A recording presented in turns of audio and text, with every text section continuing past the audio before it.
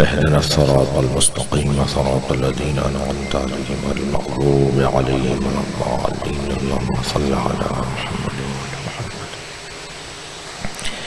أعوذ بالله من الشيطان الرجيم. بسم الله الرحمن الرحيم.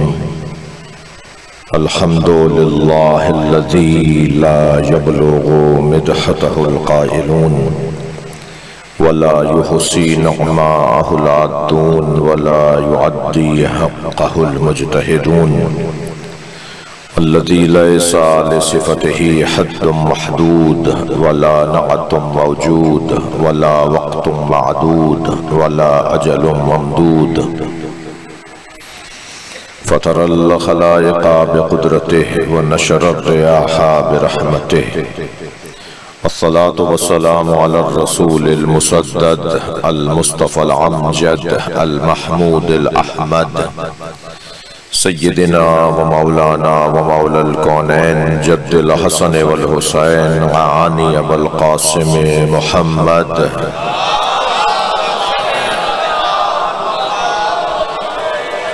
وآله الطيبين الطاهرين المعصومين الذين قال الله إنما يريد الله ليذهب عنكم الرجس أهل البيت ويطهركم تطهيرا.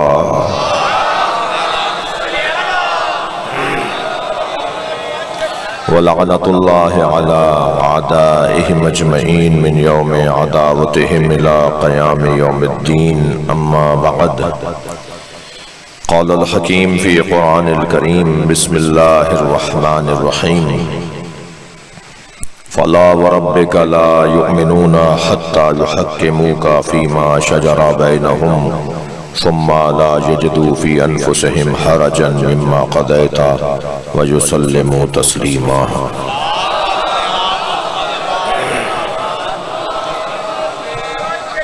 گزارش کروں گا تھوڑا تھوڑا سا اور آگے آ جائیے، کچھ یہاں آ جائیں، اس طرف آ جائیں، آگے آ جائیں، ایک صلوات پڑھتے ہوئے کچھ اپنی جگہ سے. ایک اور بہتر صلوات پڑھیں. سائیں آگے آ جائیں، ایک اور صلوات نبی کی ذات.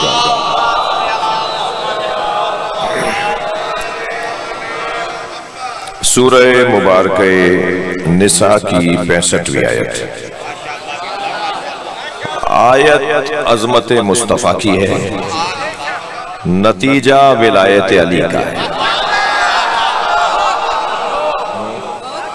بات اللہ اپنے حبیب سے کر رہا ہے.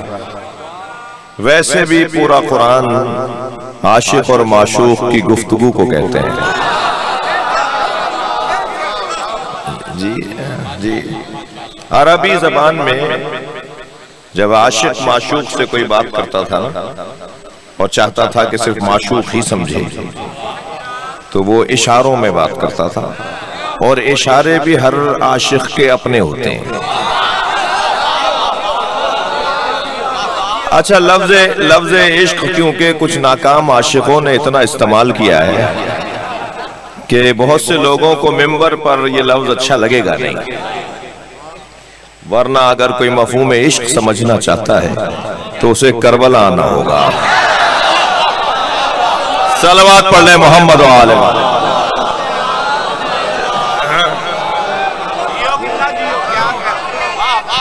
توجہ ہے.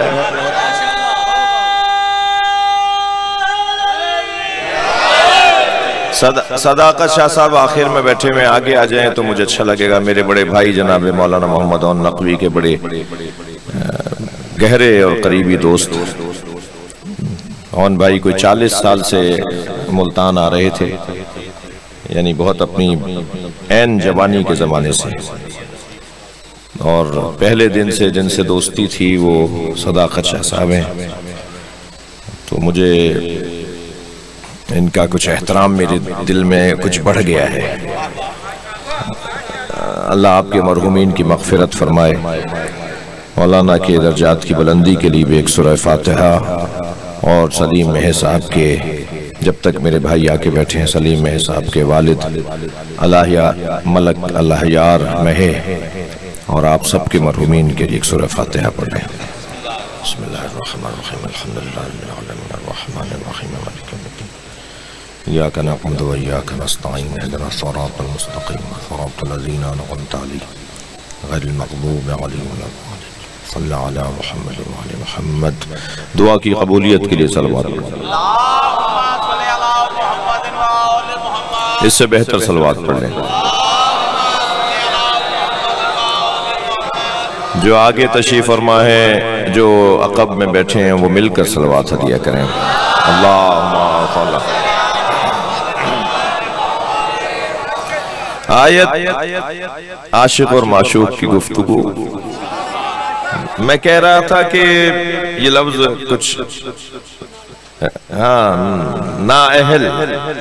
نااہل عاشقوں نے اتنا استعمال کیا کہ یہ لفظ ہی بدنام ہو گیا، ورنہ مفہوم عشق تو حسین جانتے ہیں. اور میں نہیں کہہ رہا، یہ علامہ اقبال نے جنہوں نے پاکستان کو سوچا تھا وہ حسین کو سوچتے ہیں. اور اپنی فکر میں اپنے افکار میں علامہ اقبال کہتے ہیں کہ حدیث عشق دو بابست کربلا و دمشق. عشق کی دو ہی تو داستانیں ہیں، ایک داستان کو کربلا کہتے ہیں، ایک داستان کو دمشق کہتے ہیں. یکے حسین رقم کرد دیگر زینب. ایک داستان عشق کو حسین نے لکھا ہے اور ایک داستان عشق کو زینب نے لکھا ہے. اور پھر سیدہ کو یاد کرتے ہوئے کہتے ہیں کہ مادر آن مرکز پرکار عشق. یہ اس حسین کی ماں ہے جو عشق کے دائرے کا مرکز ہے. مادر آن کاروان سالار عشق، یہ اس حسین مولا کی ماں ہے جناب زہرا کو یاد کرتے ہوئے کہ جو عشق کے کاروان کا سالار ہے. پھر فرماتے ہیں کہ یہ آتش نمرود میں ابراہیم نہیں کودے تھے، عشق کودا تھا. جی بے خطر کود پڑا آتش نمرود میں عشق. علامہ اقبال، یہ اردو کے شعر ہیں ان کے. بے خطر کود پڑا آتش نمرود میں عشق، عقل ابھی محو تماشائے لبے بام رہی. عقل تو کھڑی دیکھتی رہ گئی اور عشق کود گیا. خبردار، عقل اور عشق کا جھگڑا نہیں ہے. جب عقل اپنے کمال پر چلی جائے تو اس کے بعد کے مرحلے کو عشق کہا جاتا ہے. عشق ہو ہی نہیں سکتا جب تک کہ عقل کے مرحلے گزارے نہ جائیں. عقل کے مراحل کو گزاریں گے تب جا کے عشق کی منزل آئے گی. میرے بھائیوں، آپ کو مجلس میں مزہ آتا ہے یا نہیں؟ لطف آتا ہے یا نہیں؟ ذائقہ آتا ہے یا نہیں؟ ہمارے وجود کو سکون ملتا ہے یا نہیں؟ ہماری روح کی غذا یہ ہے یا نہیں؟ جی نمازیوں کو نماز میں، آپ کو نماز میں مزہ آتا ہے یا نہیں؟ جی یہ جو لطف آتا ہے ہمیں عبادتوں میں، عبادت اچھا حسن یہ ہے اہل بیت کے تذکرے میں کہ ہم تذکرہ علی کا کرتے ہیں، حساب میں اللہ کی عبادت لکھی جاتی ہے.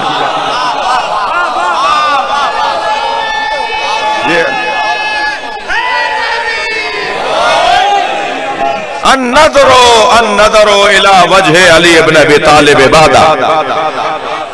علی کے چہرے کو دیکھنا عبادت. جی حب علی عبادت. جی پوچھا تھا حضرت محمد ابن ابی بکر نے حضرت عائشہ سے کہ سرکار نے وہ کون سی حدیث ہے جو علی کے بارے میں آپ کو یاد ہے کہ سرکار نے فرمائی. بہت سی حدیثیں بی بی نے سنائی، ان میں سے ایک حدیث یہ سنائی کہ میں نے نبی سے یہ سنا کہ ایک دن میرے بابا علی کو غور سے دیکھ رہے تھے. تو میں نے اپنے بابا سے پوچھا کہ آج کیا بات ہے، آپ علی کو بڑے غور سے دیکھ رہے ہیں؟ فرمایا آج اصحاب کو جمع کر کے نبی نے فرمایا علی کے چہرے کو دیکھنا عبادت ہے. النظر الى وجہ علی بن ابی طالب عبادت. جی صحابہ کرام رضوان اللہ تعالی علیہم، ایک مرتبہ ایک صحابی محترم نے کہا یا رسول اللہ اگر علی نہ ہو کہ علی کو کوئی دیکھے تو اسے عبادت ہو، اسے عبادت کا ثواب ملے، تو سرکار نے فرمایا حب علی عبادہ، جو دل میں علی کی محبت رکھے وہ اللہ کی عبادت گزاری ہے۔ ایک اور صحابی نے کہا یا رسول اللہ اس کے علاوہ علی کے بارے میں فرمایا ذکر علی عبادہ، جو علی کا ذکر کرے گا اسے عبادت، اللہ کی عبادت کا ثواب۔ جی توجہ ہے بات کی؟ تو عجیب بات ہے، عجیب حسن ہے کہ عبادت اللہ کی ہے، ذکر علی کا ہے۔ یہ اللہ کا نظام تو دیکھیے، وہ چاہتا ہے کہ میری عبادت کرنے والے میرے پاس علی کے بغیر نہ آئیں، علی کی محبت لے کر آئیں۔ جو بھی عبادت میں کچھ کہنا چاہ رہا ہوں، جو بھی عبادت ہمیں لطف دے، ذائقہ دے، دیکھا ہوگا آپ نے بہت سے لوگوں کو کہ سال بھر کی 2 رکعت نماز عید بھی ان پر بھاری ہوتی ہے، آدھے تو بیگم صاحبہ کے ڈر سے جاتے ہیں کہ آج تو نماز پڑھ لیجئے، اور وہ بھی انہیں راضی کرنے کے لیے شاید مسجد کو چوم کر آ جاتے ہیں کہ قسم کھانے کو بتا دیں کہ مسجد گیا تھا۔ تو بہت سے بعض لوگوں کو تو سال کی 2 رکعت نماز بھی بھاری ہے، اور کچھ لوگوں کو نماز میں اتنا لطف آتا ہے کہ ایک رکوع میں آدھی رات گزار دیتے ہیں۔ بھئی وہ یوں ایسا کیوں ہے اور وہ ایسا کیوں ہے؟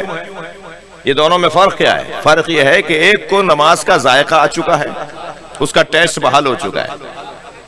میں جب پڑھنے کے لیے گیا ایران تو وہاں پھیکے پھیکے کھانے، ان میں کوئی نہ مرچ نہ مسالہ، نہ کوئی مثال کے طور پہ اس میں ہمارے یہاں کی طرح تڑکے، تو کوئی 2-4-6 مہینے تک تو ہمیں ذائقہ ہی نہیں آ رہا تھا، دبلے ہوئے جا رہے تھے کیونکہ کھا ہی نہیں پا رہے تھے۔ اور اگر آج کوئی ایرانی کھانا سامنے آ جائے تو دل کرتا ہے کہ سب سے زیادہ یہی کھائیں گے۔ وہ پہلے کیوں اچھا نہیں لگتا تھا اور وہ بعد میں کیوں اچھا لگ رہا ہے؟ اس لیے کہ ذائقہ بحال ہو گیا ہے۔ ذائقہ بحال ہونا یہ خود ایک بڑا مرحلہ ہے۔ بہت سارے لوگوں کو توجہ چاہوں گا، بہت سارے لوگوں کو زیارت امام حسین میں ذائقہ آتا ہے، تو جب دیکھو کربلا نظر آتے ہیں۔ کیوں یہ بار بار کربلا جا رہا ہے؟ اس لیے کہ اسے زیارت امام حسین میں ذائقہ آ گیا ہے۔ اللہ کرے ہماری روح کے ذائقے بحال ہو جائیں اور وہی چیزیں ہمیں اچھی لگنے لگیں جو ہماری روح کی غذائیں ہیں۔ ایسا ہی ہے۔ تو ذائقہ جب تک عشق نہیں ہوگا، جب تک پیار نہیں ہوگا، اس وقت تک ذائقہ بحال نہیں ہوگا۔ بات آگے بڑھے، دیکھیے علامہ اقبال نے 2 مصروں میں ہماری ایک الجھن دور کی ہے۔ کس کو مجلس میں، نماز میں، حج میں، زیارت میں مزہ، ذائقہ آتا ہے اور کس کو نہیں آتا؟ علامہ اقبال نے فارمولہ دے دیا، فرماتے ہیں عشق پر اعمال کی بنیاد رکھ۔ جی جو عمل ہمارا عشق کی بنیاد پر ہوگا نا، اس کے لیے اس کا منظر ہی کچھ اور ہے۔ علامہ اقبال کہتے ہیں عشق پر، مزین بھائی، عشق پر اعمال کی بنیاد رکھ، عقل کو تنقید سے فرصت نہیں۔ صلوات پڑھنے ذرا محمد و آل محمد۔ یہ کیوں، وہ کیوں، ایسے کیوں، ویسے کیوں، یہ سارے سوال اٹھاتی ہے تو عقل اٹھاتی ہے، اور عشق تو کہتا ہے کہ مجھے جو نظر آ رہا ہے وہ تمہیں نظر ہی نہیں آ رہا ہے۔ ذرا میری آنکھوں سے تو دیکھو، اگر کوئی سرخ شیشوں کی اینک لگا کر شلجم کو دیکھے تو وہ بھی چقندر نظر آتا ہے۔ ذرا عشق کی اینک تو لگاؤ، تمہیں عزاداری میں مزہ آئے گا۔ جو لوگ ہم پر اعتراض کرتے ہیں کہ یہ کیوں کرتے ہو اور وہ کیوں کرتے ہو، وہ اپنی جگہ حق بجانب ہیں، وہ اپنی جگہ حق بجانب ہیں۔ وہ اس لیے یہ اعتراضات کرتے ہیں کہ وہ ابھی اس وادی سے گزرے نہیں ہیں۔ میں عزادار بچوں سے کہوں گا کہ اپنے ساتھ ہر مجلس میں ایک اس دوست کو لایا کرو جسے ابھی عزاداری کا ذائقہ نہیں آیا ہے. جی کچھ مدت کے بعد جب اسے ذائقہ آنا شروع ہو جائے گا تو شاید آپ سے زیادہ آگے نظر آئے. بھائی ہم ہی تو تمہیں لائے تھے, ہم تو ابھی پیچھے رہ گئے, تم تو بہت آگے آ گئے. تو ذائقہ بحال کرنا ہے. تو علامہ اقبال نے فارمولہ دے دیا کہ اگر ذائقہ بحال کرنا ہے تو عشق کرنا ہوگا. اور المحبت الحب یعمی و یعصم, حب الشیء یعمی و یعصم.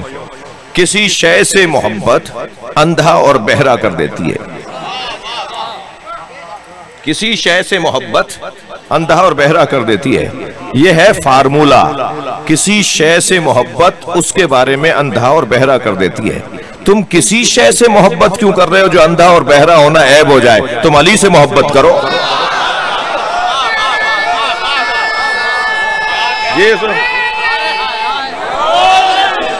تم اہل بیت سے محبت کرو, تاکہ اہل بیت سے محبت کرنا اگر اندھا اور بہرا بھی بنائے تو یہ وہ اندھا اور بہرا ہے جسے یہاں بیٹھ کر عرش نظر آتا ہے.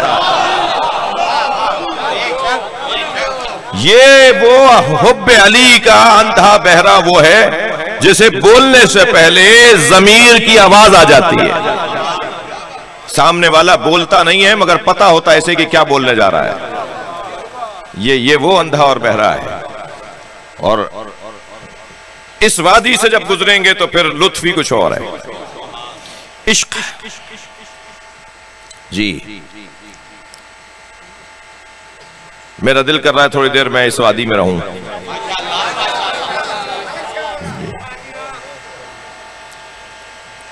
مسجد گوہر شاد مشہد مقدس میں امام رضا کے حرم کے ساتھ اسے جس نے بنوایا وہ خانم گوہر شاد, تیمور لنگ کی زوجہ. افغانستان میں کابل میں اس کا مزار ہے. جی خانم گوہر شاد, اس کے نام پہ ہی یہ مسجد گوہر شاد ہے. اس نے اعلان کیا کہ میں مسجد بنانے جا رہی ہوں حرم امام رضا کے ساتھ.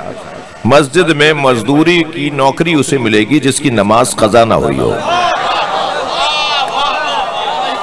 بڑے مزدور آئے مگر رکھا انہیں گیا جن کی نمازیں قضا نہیں تھی.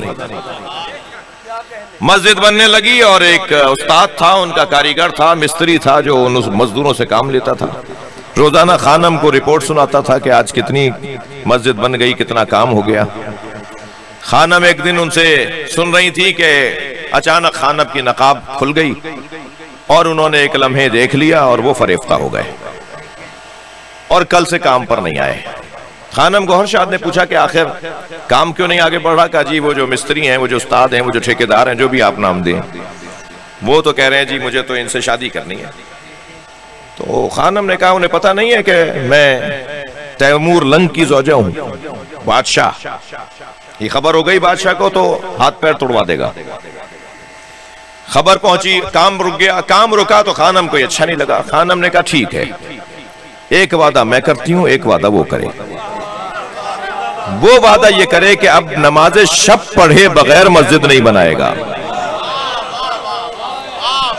میں وعدہ یہ کرتی ہوں کہ اپنے شوہر سے علیحدگی لے لوں گی اور تم سے شادی کر لوں گی. مسجد بنائی جا رہی ہے نماز شب پڑھ پڑھ کر. مسجد مکمل ہو گئی, مسجد کی اوپننگ ہو رہی ہے.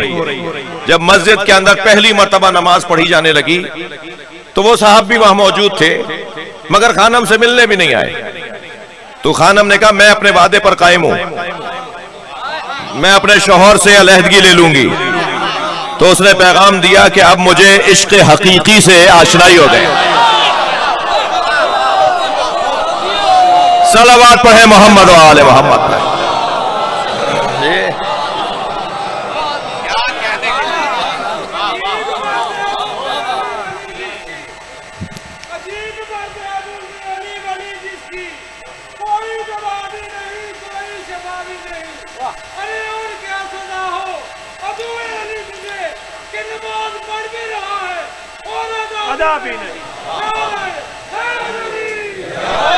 توجہ ہے بات کی. भाई तवज्जो चाहूंगा, एक जुमला कहने जा रहा हूं। जब तक जुलेखा को हजरत यूसुफ से इश्क मजाजी था,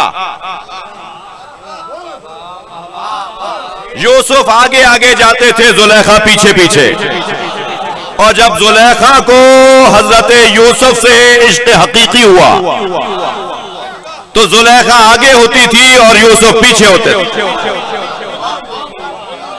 हाथ पैर कांप रहे हैं, चेहरे का रंग बदल गया है, मांगने वालियों की तरह मजमे में खड़ी हजरत यूसुफ का इंतजार कर रही है।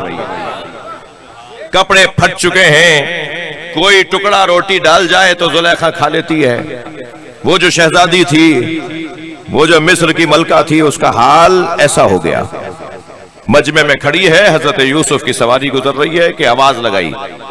आवाज जब हजरत यूसुफ के कान में गई तो आवाज वो थी जो किसी घर वाले की ही हो सकती है जी, पुरानी आवाज जी, जानी पहचानी आवाज। तो अपनी बग्गी रुकवा दी और उस मजमे की तरफ देखने लगे तो गिरते पड़ते एक औरत आगे बढ़ी और करीब आके कहने लगी, यूसुफ मुझे पहचानो। तवज्जो। तो हजरत यूसुफ ने फरमाया कि बताओ कि हो कौन? कहा मैं किसी के इश्क में गुम हूं। दो जुमले ही बोले थे कि हजरत यूसुफ को लहजा याद आ गया। तो बेसाख्ता फरमाया, या जुलेखा मां का नाम इनके होना, तुझे इस हालत में किसने पहुंचा दिया? ताज्जुब से कहने लगे, ए जुलेखा तुझे इस हालत में किसने पहुंचा दिया? तो बेसाख्ता बोली, हुस्नो वजह का या यूसुफ, तुम्हारे चेहरे के हुस्न ने मेरा यह हाल कर दिया। तो जब उसने कहा ना कि तुम्हारे चेहरे के हुस्न ने मेरा यह हाल कर दिया, तो हजरत यूसुफ ने फरमाया, कैफा लो रायते नबीयन काना फी आखिर ज़मान, क्या हाल होगा तुम्हारा अगर आखिरी जमाने में आने वाले नबी को देख लो। कैफा लो रायते नबीयन काना फी आखिर ज़मान युकालो लहू मोहम्मद, जिसे मोहम्मद कह के पुकारा जाएगा। जैसे ही हजरत यूसुफ यहां पहुंचे, इसके हाथ पैर कांपने लगे। फरमाया, काना अहसनो मिन्नी वजहन, मैं जिस नबी का नाम ले रहा हूं मोहम्मद, वो मुझसे ज्यादा हसीन है। जुलेखा की आवाज आई, सदकता या यूसुफ, तुम सच कह रहे हो। हजरत यूसुफ को ताज्जुब हुआ, कैफा अलिमते अन्नी सदकतो, हजरत यूसुफ के जुमले। अच्छा, आपको सुन के खुशी होगी, ये सारी रिवायत जो मैं आपको सुना रहा हूं ना, कि यूसुफ अलैहिस्सलाम और जुलेखा में मुकालमा हो रहा है और नबी के फजाइल हजरत यूसुफ पढ़ रहे हैं और जुलेखा नबी के फजाइल का इकरार कर रही है। ये सारी रिवायत इमाम जाफर सादिक ने ऐसे बयान की है, ये सारी रिवायत इमाम सादिक ने ऐसे बयान की है जैसे मौके पे हाजिर थे। ये घराना मामूली घराना नहीं है। ये जब बोलते हैं तो ऐसे बोलते हैं कि जैसे इनके सामने सारा वाकया गुजरा है। मेरे सुन्नी भाई तशरीफ फरमा है। एक दिन इमाम आजम अबू हनीफा के एक शागिर्द उनकी खिदमत में आया और कहने लगा कि मैं आपकी नसीहत पर जाफर सादिक के दर्स में भी जाता हूं। आपने मुझे नसीहत की थी कि जाफर सादिक के दर्स में भी जाया करो। मैं उनके दर्स में जाता हूं। आप तो जब नबी का फरमान सुनाते हैं तो फरमाते हैं अन फुलानिन अन फुलानिन अन फुलानिन, फला ने कहा कि मैंने फला से सुना और उसने उनसे सुना और उन्होंने फला से सुना और उन्होंने फला से सुना और उन्होंने रसूलुल्लाह से सुना। तो आप तो हदीस का सिलसिला बताते हैं, कहते हैं कि ये नबी ने फला से कहा, फला ने फला से सुना, लेकिन जब जाफर सादिक बोलते हैं तो कहते हैं काला रसूलुल्लाह। रसूलुल्लाह ने ये कहा, भाई वो तो रसूलुल्लाह के जमाने के नहीं है। वो हजरत इमाम आजम का शागिर्द उनसे सवाल कर रहा है कि आप भी रसूलुल्लाह के जमाने के नहीं हैं। आप तो सिलसिला बताकर कहते हैं कि फलान से फला ने सुना, फला से रसूलुल्लाह ने फला को कहा, मगर वो तो डायरेक्ट कहते हैं कि रसूलुल्लाह ने कहा। तो इमाम आजम अबू हनीफा ने उन्हें गौर से देखते हुए फरमाया, खबरदार आइंदा ऐसा न सोचना, जिनके बारे में तुम कह रहे हो वो तो कहते हैं ना कि खाला रसूलुल्लाह, रसूलुल्लाह ने ऐसे कहा, मगर वो शख्सियत ऐसी है कि उसे हक है कि वो कह दे कि अल्लाह ने ऐसे कहा। सलवात पढ़े मोहम्मद व आले मोहम्मद, सलवात पढ़े मोहम्मद व आले मोहम्मद।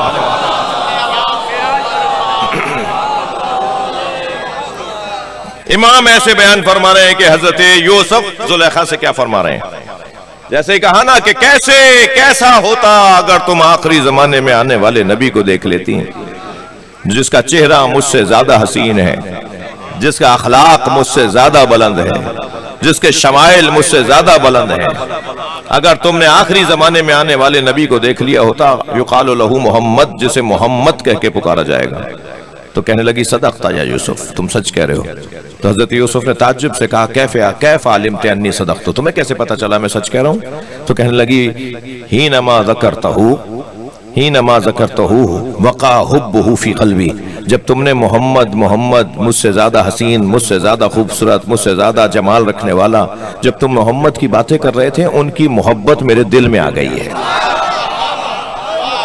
جیسے ہی زلیخا نے یہ کہا نا، فوراً فرشتہ نازل ہوا، فوراً جبریل نازل ہوئے، آواز دی ہے یوسف یہ سچ کہہ رہی ہے، اب اس کے دل میں تمہاری محبت نہیں ہے، میرے محمد کی محبت ہے، میرے نبی کی محبت ہے۔ میں ایک جملہ کہہ کے آگے بڑھوں گا، یا اللہ تیرے آخری نبی کی کوئی محبت دل میں بسا لے تو تو نبیوں کے گناہگاروں کو معاف کر دیتا ہے۔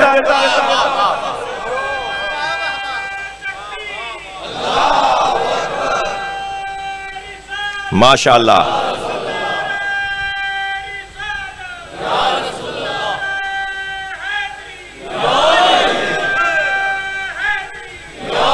صلوات پڑھیں گے محمد و آل محمد۔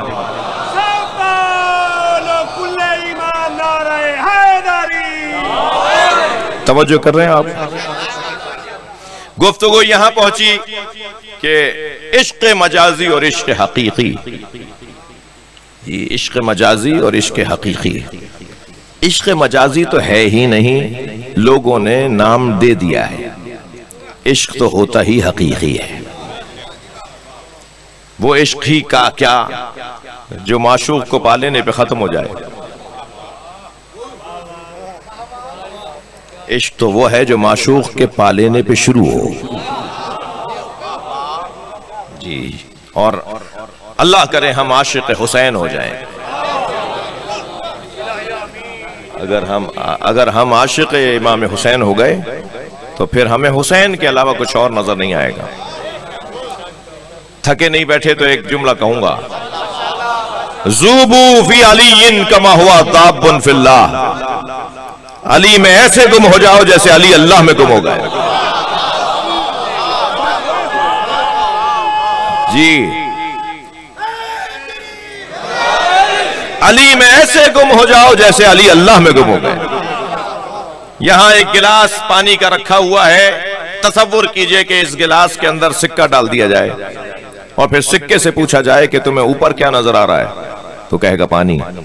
اسے پوچھا جائے کہ تمہیں اپنے نیچے نظر کیا آ رہا ہے، وہ کہے گا پانی۔ دائیں پانی، بائیں پانی، آگے پانی، پیچھے پانی۔ جو جس میں اپنے آپ کو اتار دیتا ہے اسے اس کے علاوہ کچھ اور نظر نہیں آتا۔ اچھا یہ والے اس جملے سے کوئی عقیدہ توحید پہ بھی ضرب نہیں لگ رہی۔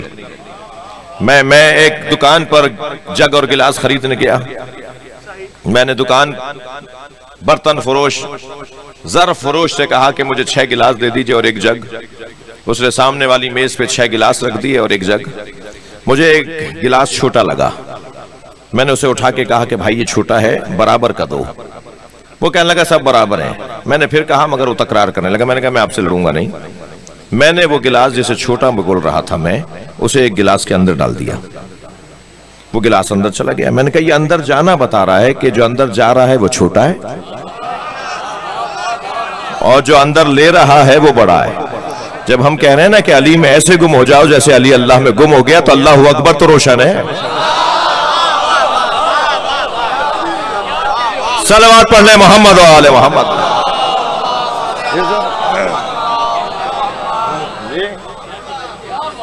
جب ہم مولائے کائنات میں اپنے آپ کو گم کر دیں گے، جب علی کا عاشق خود کو علی میں گم کر دے گا تو علی کے علاوہ کوئی نظر ہی نہیں آئے گا۔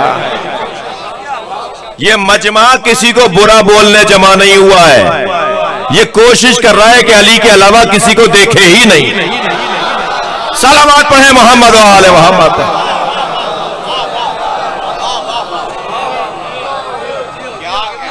توجہ ہے؟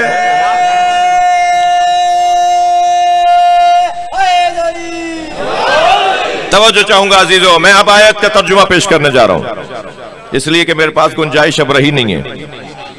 فلا وربکا، لہجہ دیکھیے عاشق اور معشوق کا۔ فلا وربکا لا یؤمنون حتی یحکموک فیما شجر بینہم، بس تمہارے رب کی قسم۔ کون کہہ رہا ہے؟ خود رب کہہ رہا ہے، نبی سے کہہ رہا ہے، اور لہجہ یہ ہے کہ تمہارے رب کی قسم۔ وہ کون ہے رب جس کی قسم کوئی کھا رہا ہے؟ وہ خود ہی رب ہے جو رب کی قسم کھا رہا ہے۔ بھائی ہمارا بھی تو رب ہے اللہ جی، اس زمین اور اس آسمان کا بھی تو اللہ ہی رب ہے۔ توجہ ہے؟ اللہ ان پودوں کا بھی تو رب ہے، مگر یہ کوئی قابل غور بات کچھ کہنے جا رہا ہوں۔ اللہ کی عظمت میں، اللہ کی عظمت کا یہ بیان نہیں ہے کہ اللہ کہے کہ میں پودوں کا رب ہوں، میں انسانوں کا رب ہوں۔ اللہ کی عظمت میں عظمت کا بیان تب ہوگا جب کہے کہ میں محمد کا رب ہوں، میں علی کا رب ہوں، میں فاطمہ کا رب ہوں۔ وہ اللہ جو ہمیں متکبر نہیں دیکھنا چاہتا، وہ خود متکبر ہے۔ وہ خود متکبر کیوں ہے جب ہمیں پسند نہیں کرتا کہ ہم متکبر ہوں؟ اس لیے کہ ہمیں حق ہی نہیں ہے کہ ہم تکبر کریں۔ اللہ کا حق ہے کہ جیسے محمد اور علی سجدہ کرے، وہ تکبر کرے کہ میں وہ اللہ ہوں جیسے علی سجدہ کرتا ہے۔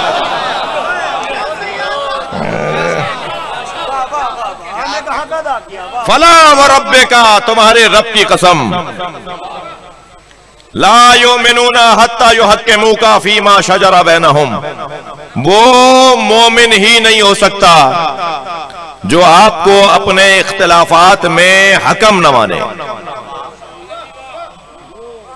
وہ مومن ہی نہیں ہو سکتا جو آپ کو اپنے اختلافات میں فیما شجر بینہم، جو تمہارے درمیان اختلافات ہوتے ہیں، ان اختلافات میں وہ مومن ہی نہیں ہے جو آپس کے اختلافات میں اے میرے نبی تمہیں حکم نہ مانے۔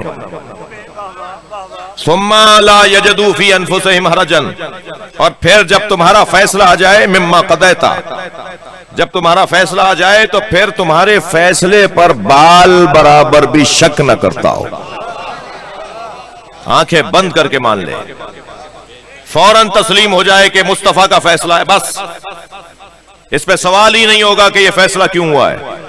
ثم لا یجدوا فی انفسہم حرجا مما قضیتا ویسلموا تسلیما، اور ایسے تسلیم ہو جائے تمہارے آگے جیسے تسلیم ہونے کا حق ہے۔ توجہ ہے؟ تمہارے فیصلے پر ایسے تسلیم ہو جائے جیسے تسلیم ہونے کا حق ہے، اور اپنے اختلافات میں تمہیں جو حکم نہ مانے وہ مومن نہیں ہے۔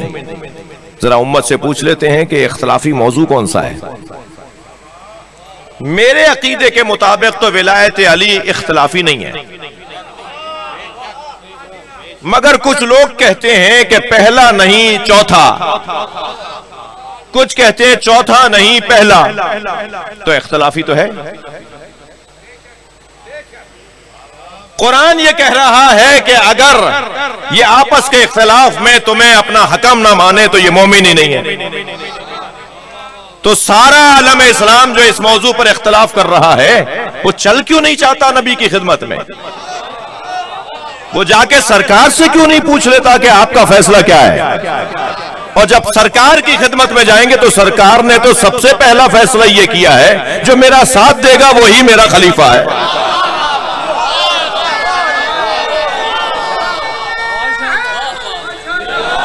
بلند تر صلوات پڑھے میں عرض کروں۔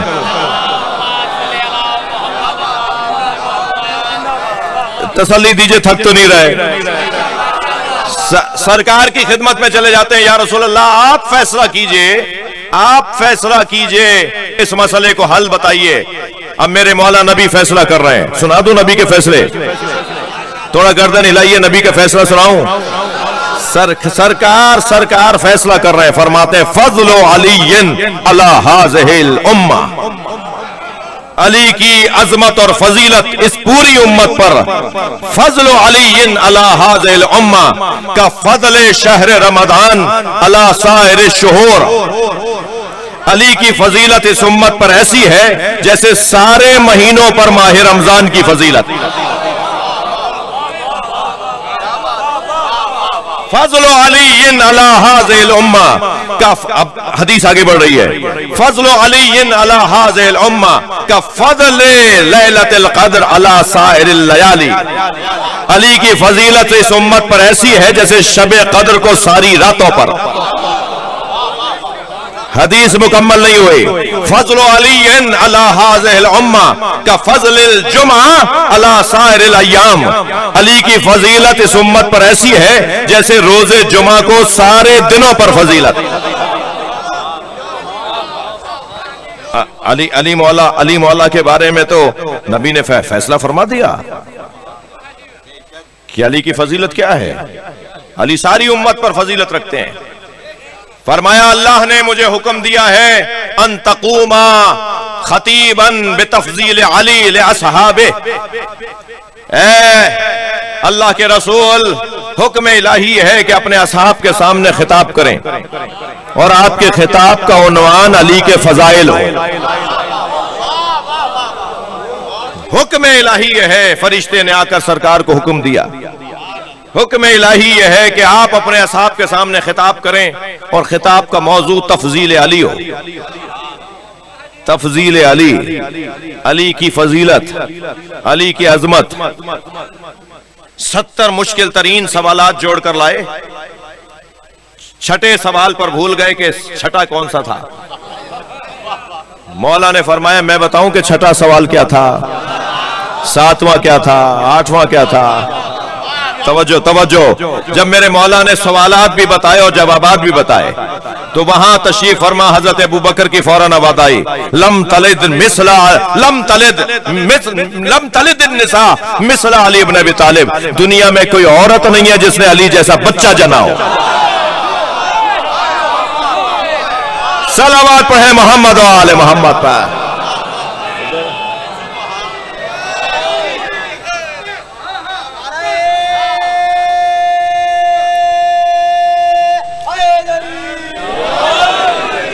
توجہ ہے. نبی نے کب فیصلہ نہیں کیا بھائی، بلکہ اگر مجھ طالب علم سے کوئی پوچھے کہ سرکار نے ساری زندگی جو پیغام پہنچائے ان میں غالب، اکثر، عمدہ، مرکزی پیغامات کیا تھے؟ جی عاجزی کے ساتھ، نوکری کے ساتھ بات کر رہا ہوں، کوئی لہجے میں تکبر نہیں ہے، اللہ مجھے معاف کرے. مجھ طالب علم سے اگر کوئی کہے کہ نبی کی 63 برس کی زندگی میں بتائیے نبی نے کیا پہنچایا، اور کوئی کہے جی ایک جملے میں بتائیے، تو میں ایک جملہ کیا بولوں گا. جی ہندوستان میں یوم حسین ہو رہا تھا، عنوان یوم حسین کا یہ تھا کہ کربلا نہ ہوتی تو کیا ہوتا. نقن صاحب سب سے آخری خطیب تھے.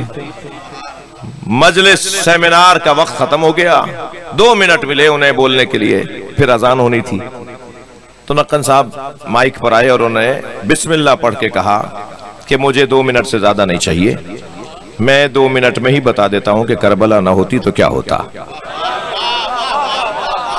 اور انہوں نے بسم اللہ پڑھ کے کہا کہ اگر کربلا نہ ہوتی تو جمعے کی نماز بدھ کو ہوتی.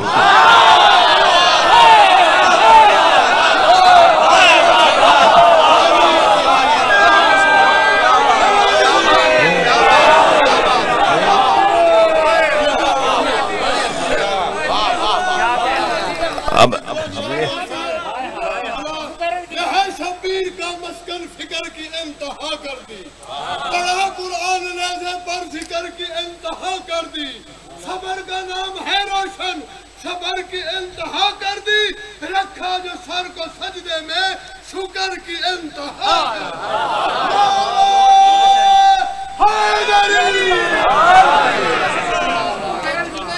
بھائی. خاص اس وقت آپ کی ایک خاص کیفیت ہے، دعائیں قبول ہونے کی جگہ ہے. میرے عزیز اویس کی خاص دعائیں ہیں، سلیم مہر صاحب کی خاص دعائیں ہیں، بریگیڈیئر قیصر صاحب کی، ناصر صاحب کی خاص دعائیں ہیں، آپ سب کی خاص دعائیں ہیں. شاہ صاحب تشریف فرمائے، مزین بھائی، صدیقی صاحب، یہ میرا بھائی ناظم مجلس خاص دعاؤں کے لیے کہہ رہے ہیں، ان سب کاظمی صاحب، ان سب کی خاص دعاؤں، مولانا ان سب کی خاص دعاؤں کی قبولیت کے لیے صلوات پڑھیں۔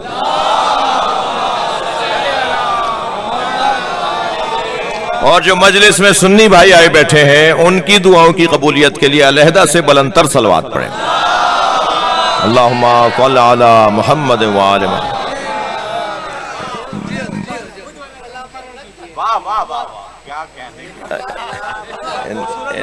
ان بچوں کی خواہش ہو رہی ہے کہ وہ جملہ دوبارہ بولو جی۔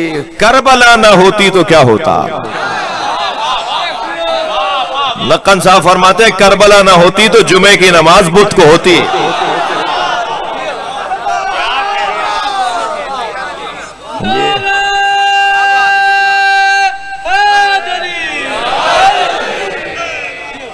اچھا شاید بچوں تک بات گئی نہیں ہے۔ کربلا نہ ہوتی تو کیا ہوتا؟ مؤذن اذان کہہ رہا ہے ہمس میں، یقولون اہل ہمس اشہد ان لا الہ الا اللہ۔ وہ جو مسافر آیا اس نے کہا یہ اذان میں ترمیم کیسے ہو گئی؟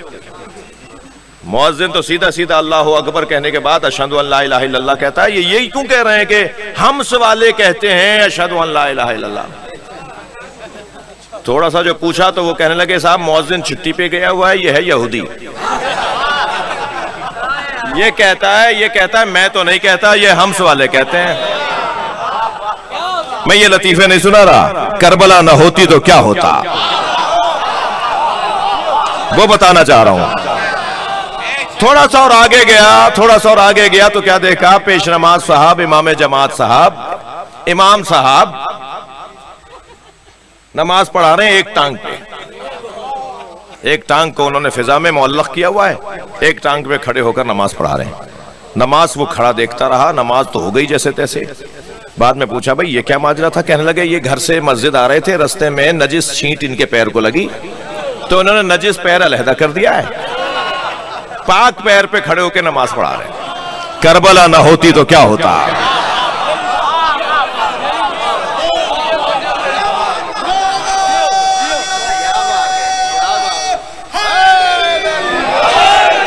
اور آگے بڑھے تو کیا دیکھا؟ ایک شخص کو باندھ کر لٹایا ہوا ہے اور پیش نماز صاحب نماز جنازہ پڑھا رہے ہیں اور پیچھے 40 آدمی تکبیریں پڑھ رہے ہیں اور وہ پکار کے کہہ رہا ہے میں زندہ ہوں۔ تو جب نماز مکمل ہو گئی تو انہوں نے پوچھا حضور یہ تو زندہ ہے، کہنے لگے میں ایک کی بات مانوں یا 40 کی؟ کربلا نہ ہوتی تو کیا ہوتا؟ صلوات پڑھیں محمد و آل محمد پر۔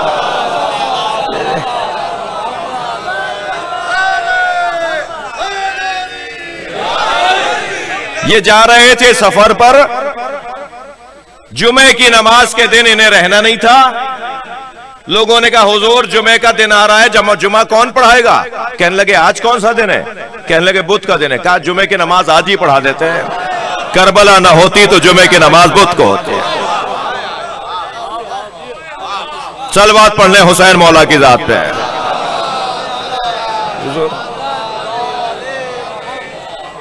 توجہ ہے؟ اب اگر مجھ طالب علم سے کوئی یہ پوچھے، توجہ ہے، اگر کوئی مجھ طالب علم سے یہ پوچھے کہ 63 برس کی نبوی زندگی میں سرکار نے کیا پیغام پہنچایا، ایک جملے میں بتائیے، تو میں حقیر فقیر عاجز ناتوان طالب علم یہ کہوں گا کہ سرکار نے ساری زندگی یا اللہ سمجھایا یا علی سمجھایا۔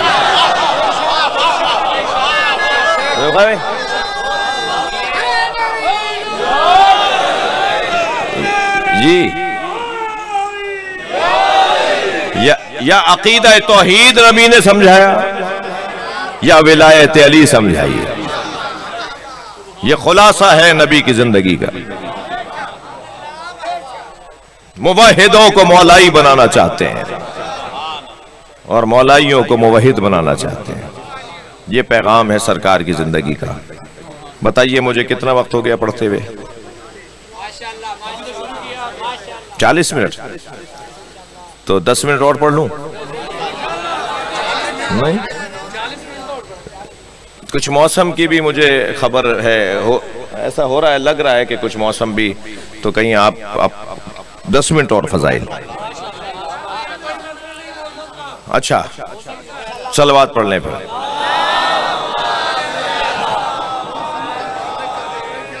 سبحان اللہ سبحان اللہ ماشاء اللہ. اور کس چیز سے گھبراتے ہیں؟ بلایا سرکار امام حسن کو ایک جگہ پر، سرکار مولا امام حسن کو ایک جگہ بلایا گیا.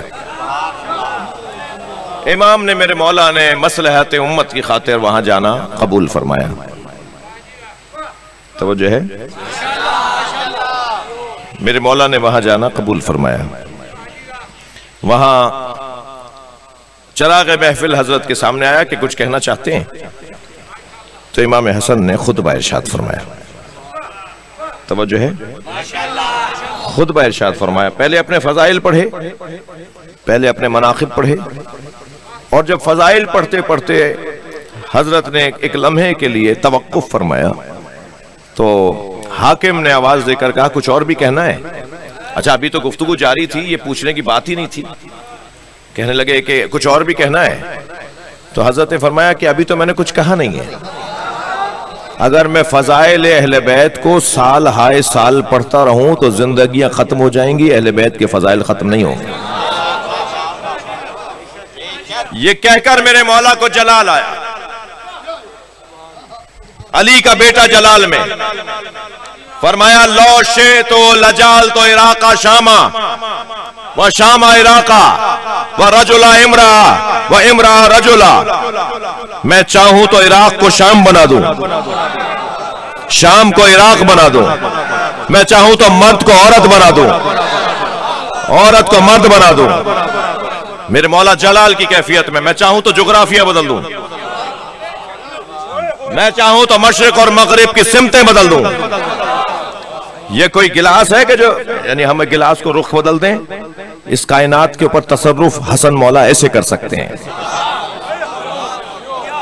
جیسے آپ نے کوئی برتن بدل دیا ہو، جیسے آپ نے کوئی گلاس کا رخ بدل دیا ہو، امام فرما رہے ہیں میں زمین کو ایسے بدل دوں.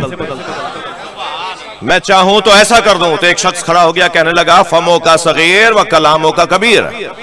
بات بہت بڑی ہے، آپ کا دہن اتنا بڑا نہیں ہے. اس نے تو اس سے زیادہ بدتمیزی کی تھی، میں صرف اشارتاً آپ کو کہہ رہا ہوں.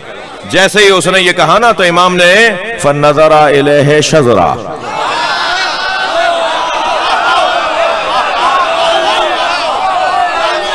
امام نے اسے غور سے دیکھا. فرمایا اما تستحینا تجلسینا فی الرجال، تجھے شرم نہیں آ رہی مردوں میں بیٹھی ہے؟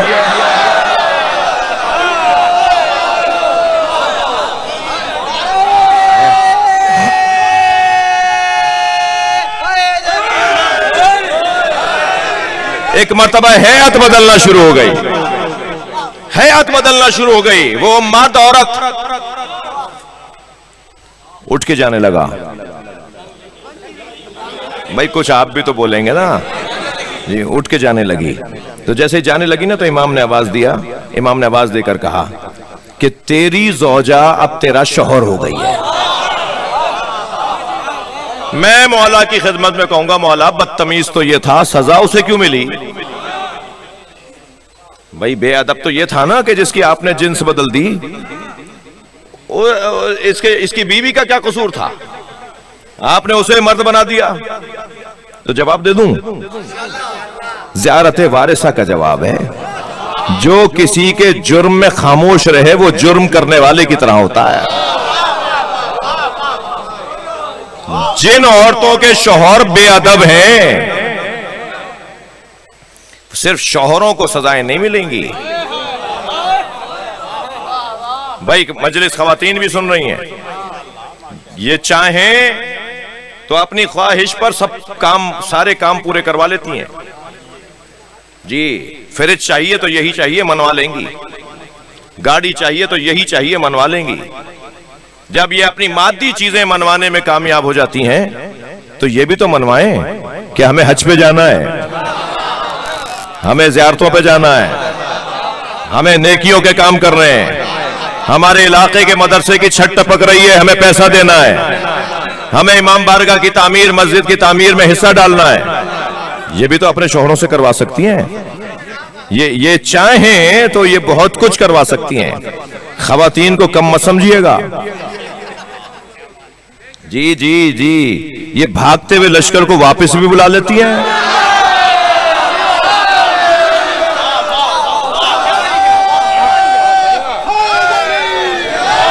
بلندتر صلوات محمد و آل محمد.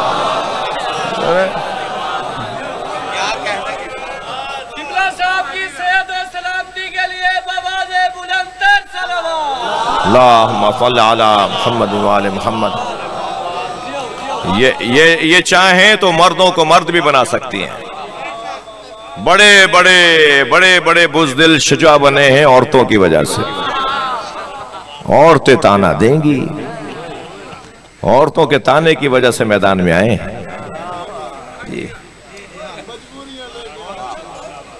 جی لہذا خواتین کو اپنا حصہ ڈالنا ہوگا معاشرے کے اندر. جی ہماری ماؤں کا ہماری خواتین کا بڑا کردار ہے مذہب اور دین فہمی میں. کیا میں یہ غلط کہہ رہا ہوں کہ آج اگر ہم مجلس میں بیٹھے ہیں تو اپنی ماں کی وجہ سے بیٹھے ہیں؟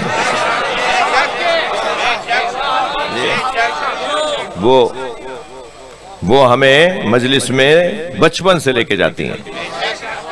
بلکہ یہ میرا جملہ تکراری ہے. آپ نے کہیں کلپ دیکھ لیا ہو تو تکرار معاف کیجئے گا.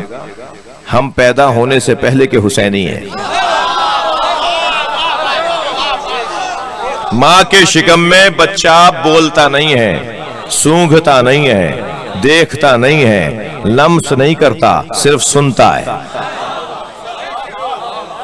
کوئی صلاحیت ماں کے شکم میں ایجاد نہیں ہوتی. ایجاد ہوتی ہے تو وہ سماعت. بچہ ماں کے شکم میں سنتا ہے.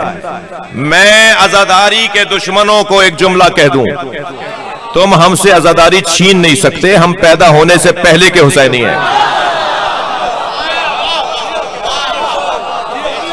ہاں ہم ابھی دنیا میں نہیں آئے تھے کہ حسین مولا کے نام سے آشنا تھے.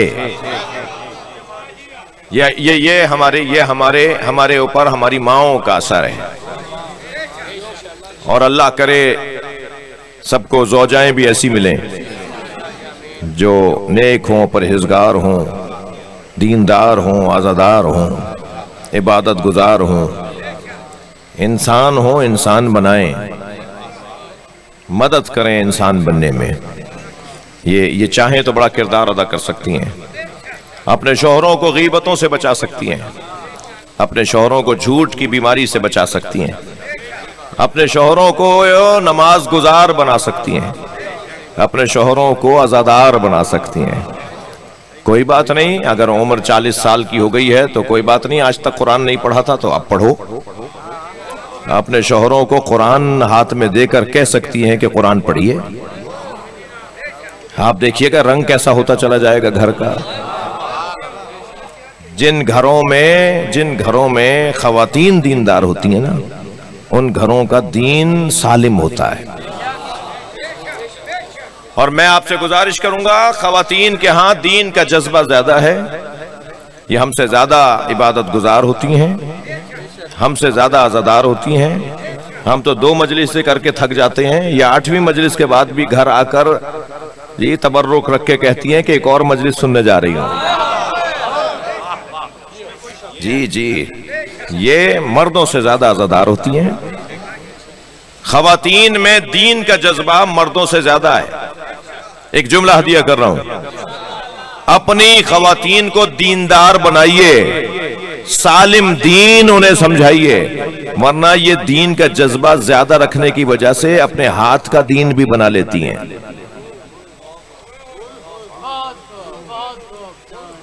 بدھ کو سویم نہیں ہوتا, جی منگل کو برسی نہیں ہوتی. ہمارے ہاں ایسے نہیں ہوتا. تم کہاں سے آئی ہو بھائی جو تمہارے یہاں ایسا نہیں ہوتا؟ یہ بتاؤ کہ قرآن میں منع ہے, حدیث میں کوئی منع ہے؟ ہمارا دین قرآن اور اہل بیت کے مطابق ہونا چاہیے, تب تو ہمارا دین کہلائے گا. اپنے ہاتھ کا دین ہمیں نہیں بنانا. بقول کسی کے کہ توریت کے بعد اوریت نازل ہوئی تھی. جی عورتوں کی شریعت ہی علیحدہ ہے جی بھائی اویس مجھے وہاں سے مت گزارنا.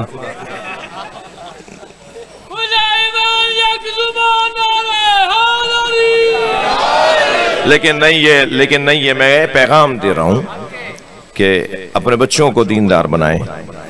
موسیقی سنتی تھی نا، کوئی بات نہیں، اب بچہ گود میں آ گیا ہے، اب اسے قرآن سناؤ، اب اسے منقبت سناؤ، اب اسے مولا علی کا قصیدہ سناؤ، اب اسے نوحہ سناؤ. وہ باتیں نہیں سناؤ کہ جو سننا قبیح ہے، اسے اچھے پیغام سناؤ. اسے گود میں اٹھا کے مجلس میں لے جاؤ. یہ مجلس میں جا کر اگر جی بے چینی کرے تو یہ بچہ یہ تو کرے گا. جب اس کی جوتیاں ہمارے پیروں میں نہیں آتی تو ہماری عقل اس کی عقل میں کیسے آئے گی؟ یہ تو یہ وہی کرے گا جو بچے کرتے ہیں. مگر اسے کم سے کم مجلس میں بیٹھ کر اتنا شعور آ جائے گا کہ اس حلیے والا ہمارا عالم ہوتا ہے، کچھ تو سیکھ کر جائے گا، کوئی پیغام تو لے کر جائے گا. لہذا اپنے ساتھ بچوں کو ضرور لائیں. اور میں گزارش کروں گا بڑوں سے کہ اگر کہیں مجلس میں بچے آپ کو نظر آ رہے ہوں اور آپ کے ہاتھ میں تبرک ہو تو اس کو دے دیں، اس کا زیادہ خیال کریں. اور اس کا رنگ ہی کچھ اور ہوگا، یہ پکا عزادار بنے گا، یہ پکا حسینی بنے گا. حسین مولا کے چاہنے والوں کا رنگ ہی کچھ اور ہوتا ہے، انداز زندگی کچھ اور ہے. بہت دیر لگا دی میں نے آپ کو مجلس ایک منزل تک لانے میں. چلیے کچھ دیر کے لیے کربلا چلتے ہیں.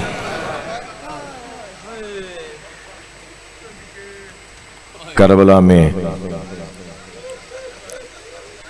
شب عاشور خیموں سے تلاوت کی آواز آ رہی ہے. کسی خیمے سے قرآن کی تلاوت کی آواز ہے تو کسی خیمے سے تسبیح الہی کی آواز ہے. حسین مولا اپنی عبادت میں مصروف ہیں.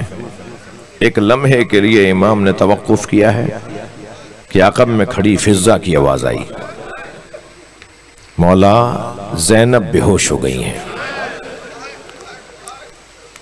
کیا پیار ہے حسین اور زینب کا، ان بہن بھائیوں میں کیا تعلق ہے. مولا فوراً اٹھے اور خیمے میں پہنچے جہاں جناب زینب غشی کے عالم میں. امام حسین نے پیشانی پہ ہاتھ رکھا، سورہ شفا پڑھی. جناب زینب نے آنکھیں کھول دی. فرمایا بہن یہ کیا حال ہے؟ کہ بھائی اتنا بتاؤ کہ کل کیا ہونے والا ہے. مسلسل کل مرنے کی تیاری ہے بھائی، کل کیا ہونے والا ہے؟ کیا بہن آؤ. اپنے ساتھ جناب زینب کو پشت خیمہ پر صحرا میں لے گئے. دور صحرا میں کھڑے ہو کر اشارہ کیا، وہ جگہ دیکھ رہی ہو وہاں میرا علی اکبر ایڑیاں رگڑے گا. اجرکم اللہ، اجرکم اللہ. زینب وہ جگہ دیکھ رہی ہو وہاں میرا قاسم گھوڑے سے گرے گا. پھر ایک دفعہ اشارہ کر کے کہا زینب وہ جگہ دیکھو وہاں میرے علی اکبر کے سینے پہ برچھی لگے گی. اور پھر ایک مرتبہ ہے کہ ایک شہید کا ذکر کرتے ہوئے فرمایا آؤ ذرا کچھ اور آگے آؤ. زمین ذرا نشیب میں جانے لگی، نشیبی زمین ہونے لگی. بہن کو لے کے نشیب میں آ گئے، بیٹھ گئے. حسین بیٹھ کے فرمایا یہ میری مقتل ہے، یہاں میں گھوڑے سے گرایا جاؤں گا اور یہاں میرا سر میرے تن سے علیحدہ کیا جائے گا. اور جیسے جیسے بی بی زینب کو بتا رہے تھے نا کہ علی اکبر کہاں گریں گے، قاسم کہاں پامال ہوں گے، بی بی کی آنکھوں میں آنسو تھے. جب سارے مقتل دکھا دیے تو فرمایا زینب یہ وقت گزر جائے گا، دور دور سے لوگ میری قبر کی زیارت کو آئیں گے. زینب قیامت تک میری قبر لوگوں کو ہدایت دے گی. بہن اس وقت کو گزار دو. نانا نے بتایا تھا کہ حسین تمہارے ساتھ کیا ہوگا. زینب میرے نانا نے بتایا تھا کہ تمہارے ساتھ کیا ہوگا۔ رونے والوں 3 سال کی عمر تھی جناب زینب کی، روزانہ نبی نماز فجر کے بعد در زہرا پہ سلام کرتے تھے۔ اب کی دفعہ جو سلام کیا تو دروازہ کھلا اور سامنے زینب نظر آئی۔ جتنا پیار نبی کو حسین سے ہے اتنا ہی زینب سے بھی ہے۔ آگے بڑھ کر پیشانی کا بوسہ دیا۔ زینب تم دروازے پر کیوں آئی ہو؟ کہ نانا رات کو خواب دیکھا ہے۔ اماں کہتی ہیں نانا سے تعبیر پوچھو۔ نانا میں نے خواب دیکھا ہے میں صحرا میں تنہا ہوں۔ بھائی جو رونے آئے اپنی آوازوں کو آزاد کریں گے۔ جناب زینب کا خواب سنانے جا رہا ہوں۔ نانا میں نے خواب دیکھا ہے میں صحرا میں تنہا ہوں، تیز آندھی چل رہی ہے، تیز آندھی چل رہی ہے، میرے پیر زمین سے اکھڑ رہے ہیں۔ میں نے ایک درخت کا سہارا لیا مگر آندھی کا جھونکا آیا، درخت زمین سے اکھڑ گیا۔ نانا ایک فاصلے پر مجھے درخت نظر آیا، میں نے پھر اس کا سہارا لیا مگر وہ درخت بھی زمین سے اکھڑ گیا۔ نانا پھر تیسرا درخت نظر آیا، میں نے اس کا سہارا لیا، وہ بھی زمین سے اکھڑ گیا۔ اب دور دور تک درخت نہیں تھا، تیز آندھی چل رہی تھی۔ زینب کی آنکھوں سے آنسو بہنا شروع ہوئے کہ نانا خواب یہاں مکمل ہو گیا ہوتا تو زحمت نہ دیتی۔ خواب مکمل نہیں ہوا، خواب آگے بڑھتا ہے، دور دور تک کوئی سہارا نہیں تھا، تیز آندھی چل رہی تھی، آندھی کا جھونکا آیا، میرے سر سے چادر اتر گیا۔ نبی کی آنکھوں میں آنسو، مولا نبی نے زینب کو اپنے سینے سے لگایا۔ زینب تمہارے 3 سہارے ہیں، تمہارا بابا علی تمہارا سہارا، تمہارا بھائی حسین تمہارا سہارا، تمہارا بھائی حسن تمہارا سہارا۔ ایک بیابان ہوگا جسے کرب و بلا کہتے ہیں، جہاں تمہارے سر سے چادر اترے گی۔ رونے والوں میں ایک سوال کر رہا ہوں، زینب کے جب علی اکبر جوان ہوا تو سوچتی تھی جس کے علی اکبر جیسا بھتیجا ہو۔ زینب کے جب عباس جیسا بھائی نظر آیا تو سوچتی تھی جس کا عباس جیسا بھائی ہو اس کے سر سے چادر کون اتارے گا۔ لیکن جب زلجنا خبر شہادت لے کر آیا، جب زلجنا نے آ کر پیر مارنا شروع کیے، بیبیاں خیمے سے باہر آئیں، سکینہ نے گھوڑے کی گردن پہ ہاتھ رکھا اور ایک ہی سوال کیا، یا جوادو ابھی، اے بابا کے با وفا گھوڑے، مجھے اتنا بتا دے پانی پلا کر مارا؟ یہ میرے بابا کو پیاسا مار دیا۔ اب زینب کو یقین ہو گیا زینب کے سر سے چادر اترے، کوئی نہ ہوگا جو زینب کو بچائے۔ ماتم حسین یا حسین۔